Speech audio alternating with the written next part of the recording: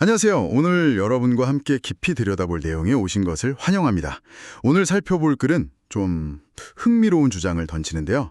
남을 비웃는 순간 사실은 당신 자신의 약점을 드러내는 거울을 드는 셈이다. 이런 내용이에요.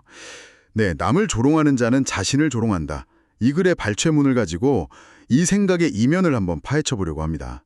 이번 탐구를 통해 여러분이 사람들이 왜 남을 깎아내리는지, 또 그 행동이 본인에게는 어떤 의미인지, 그리고 혹시 우리가 그런 조롱의 대상이 됐을 때 어떻게 대처하면 좋을지, 그런 실마리를 좀 얻어가셨으면 해요.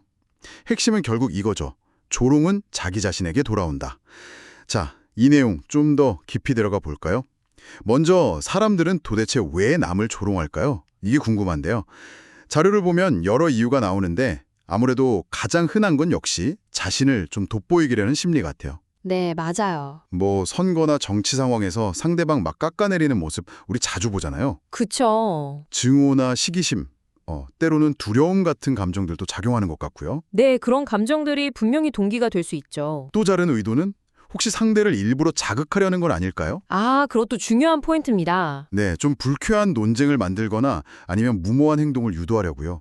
불안하게 만들어서 비합리적으로 행동하게 만들려는 뭐랄까 일종의 전술 같은 거요. 네, 바로 그 지점들이 아주 흥미롭습니다. 그리고 이 글의 핵심 주장, 이웃을 조롱하는 것은 자신을 조롱하는 것이라는 말 있잖아요. 네네. 이게 그냥 교훈적인 말을 넘어서는 의미가 있어요.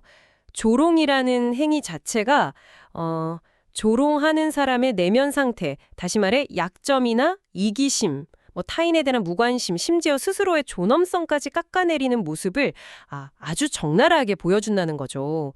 겉으로는 상대를 공격하는 것 같지만 사실은 그 행위를 통해 나는 이런 약점을 가졌어요 하고 드러내는 셈이랄까요? 아, 그렇군요.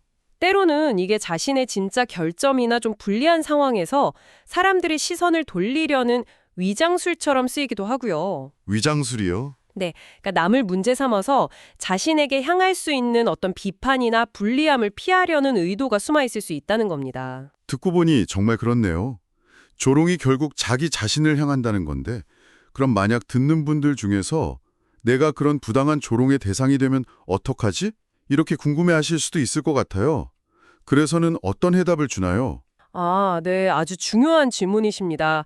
그래서는 상당히 명확하고 어쩌면 좀 놀라운 해법을 제시해요. 네, 어떤 건데요? 바로 완전한 평정심과 미소를 유지하라는 겁니다. 평정심과 미소요? 그게 왜 효과가 있죠? 이게 왜 효과적이냐면요. 부당한 조롱은 본질적으로 조롱하는 사람의 약점이나 숨은 의도를 드러내는 것뿐이라는 사실을 우리가 딱 꿰뚫어 보면요. 그러면 감정적으로 흔들릴 필요가 없다는 거죠. 오히려 우리의 그 평온함이 상대의 불안정함을 더 부각시키는 효과가 있습니다. 아하, 하지만 여기서 꼭 짚고 넘어가야 할 점이 있어요. 모든 비판적인 말이 다 악의적인 조롱은 아니라는 거죠. 네, 그렇죠. 그래서는 건설적인 경고와의 차이를 분명히 구분하고 있습니다. 건설적인 경고, 어떻게 다른가요? 진정으로 좀 균형 잡힌 사람이 타인의 잘못이나 개선점을 바로잡아주려고 하는 말은 조롱과는 근본적으로 다르다는 거예요. 때로는 비유를 쓰거나 아주 명확한 언어로 우리의 부족한 부분을 알려주기도 하죠. 이런 진심 어린 충고는 비록 듣기에 좀 씁쓸할 수는 있어도 우리 성장에 도움이 되니까 감사히 받아들여야 할 필요가 있다는 겁니다. 동기랑 목적 자체가 완전히 다른 거죠. 그 둘을 구분하는 지혜가 정말 중요하겠네요.